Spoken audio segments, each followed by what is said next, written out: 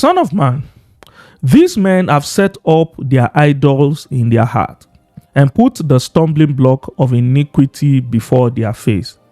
Should I be inquired of at all by them? Maybe I can answer that question.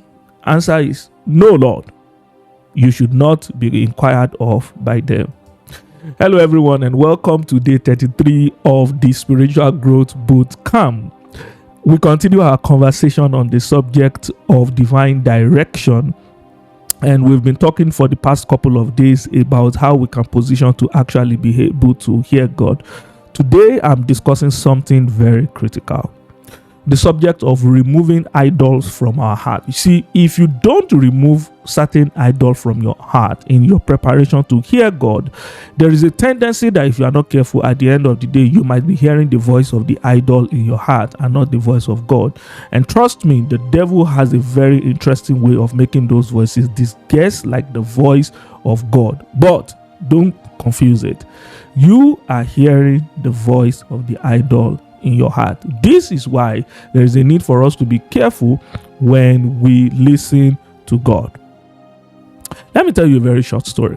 Back in the university, I have this very wonderful friend, a female friend, and most of the people around me at the time know that we're really great friends, cool together, great together. We were friends for almost all through the entire 4 years of my program. And a lot of people within the Christian community at the time thought we were great together and we were going to make good couples afterwards. And quite frankly, I thought about it too. Oh, no, scratch that. I didn't just think about it. I wanted it. Now, I was obsessed about the idea of it. And I remember at the time, towards our final year, I took the matter to God. And I remember that night when I was going to pray about it before God, something very profound that I understood about God was happened that night. I remember as I went to God to pray, I said to God, I said, Lord, I cannot deny the fact that I love this sister. I cannot deny the fact that I want all of this. I cannot deny the fact that I'm here praying about this, hoping that you are just going to stamp this thing that I really, really want.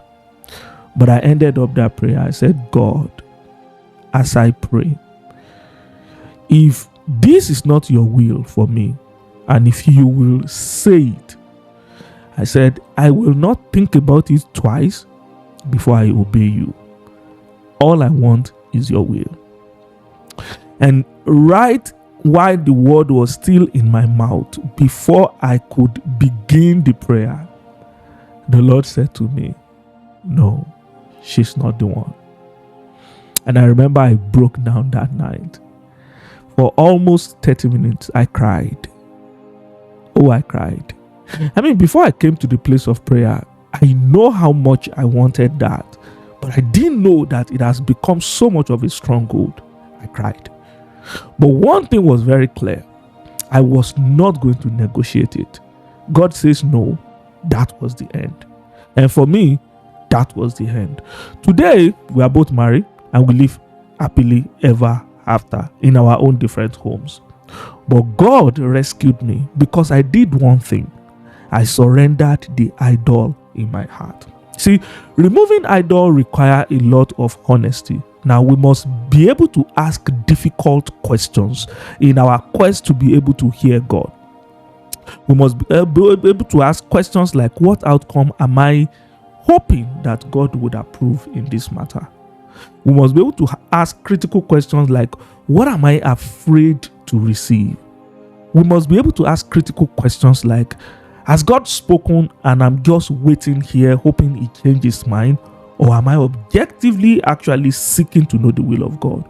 Has God spoken through other means, but I'm not okay with what the Lord has already revealed, and this is just my attempt to negotiate? Is it fear of not willing to move that is affecting me from making a move that makes me stay here, saying that I'm hoping to hear the voice of the Lord? Is this some sort of trauma that somehow I thought I heard God in the past and things didn't work out the way I thought they would, But now I wanted to get so much confirmation to be able to deal with the trauma of my past. We must be honest with God, because anything and literally anything could become an idol in our way of seeking divine direction from God. We must be able to ask ourselves critical decisions or critical questions like, what decision have I already made before this prayer? What decision am I hoping that God is just going to stamp, and that if He doesn't, I might have problem? Maybe in some cases you've made some commitment and this is just your final attempt to ask God, what do you think?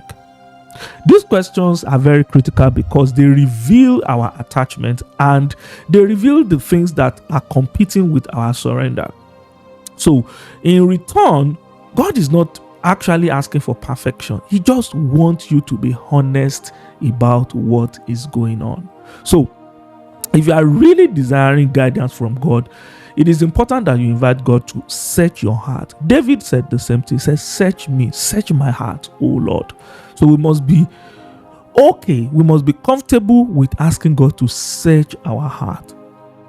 And we must be willing to release everything that is hidden, every hidden agenda that we already have. You see, it's interesting how we try to play games with the God who already have all of the answers.